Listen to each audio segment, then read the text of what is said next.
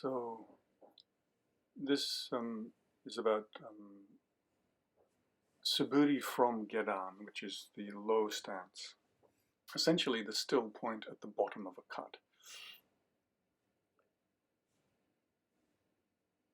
There's many different ways of approaching suburi, depending on what you're working on.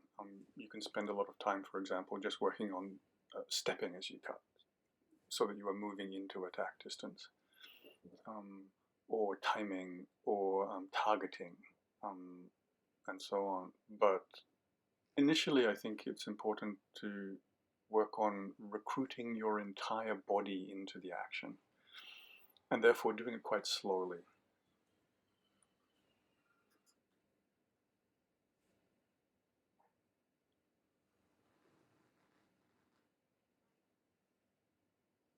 Sinking into your body, trying to feel what all of your joints are doing. So to begin with, let your weight kind of ring your joints. So your knees are involved, your ankle, the wrist, elbow, shoulder, the hip. There's a little bit of movement in all of them. And then when you lift the sword, a little bit of movement in all of them. And then when you cut, a little bit of movement in all of them.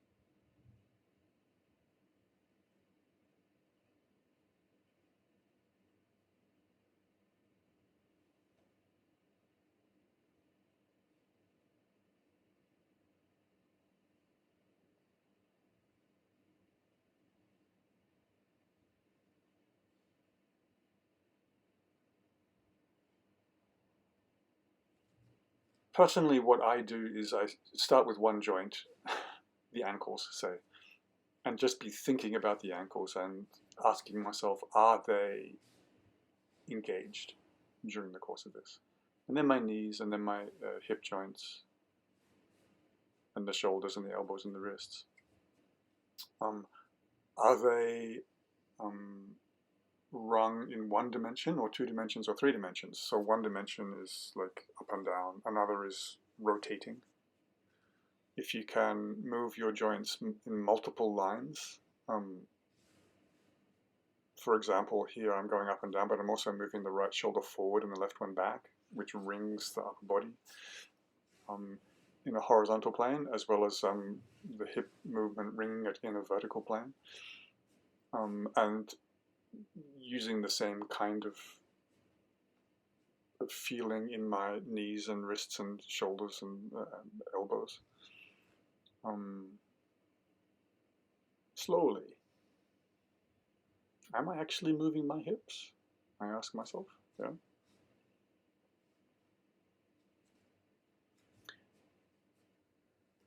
Is my whole body engaged in this? From my kamai, gedan in this case, can I let go and have the whole body move? Like all of it?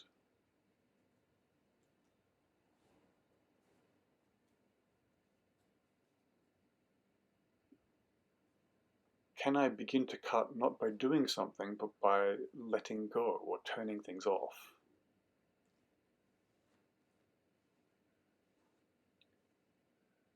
Are there points in my cut where the sword stops, apart from the kamae where I begin or end? Does my cut stop at the top? If so, my joints are stopping. They should have naturally come to their maximum extension and then begun naturally to move in the opposite direction. There shouldn't be a stopping point. And then when I get that down, start adding more difficult things, like add an entering step, like here, so that you are moving into attack range when you cut.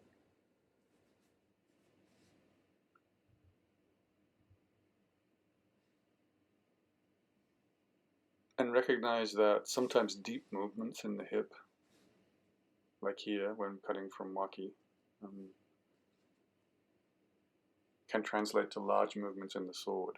And so very simple, small things, deep in the hip or deep in the chest, can have a large effect.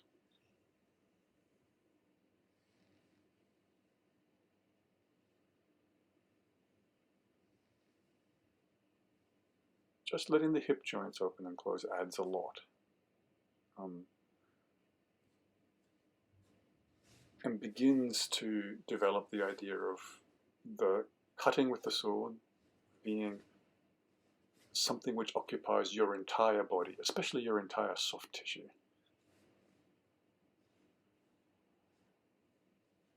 And then you start to ask questions about, well, okay, what is my hip doing? I've spent months just playing around with the hip joint to try and engage more of it. I never feel that I have completed it, or that it can be completed. The point of the practice is simply to engage more and more and more of the hip joint, of the soft tissue in the hip joint, of the psoas muscle moving through the hips, and so on.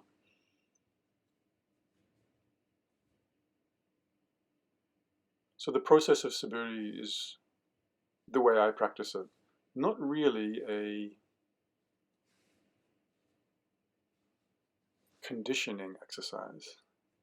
It's a recruiting all of the soft tissue of the body exercise. And there's really no way to teach it apart from doing it. Thank you.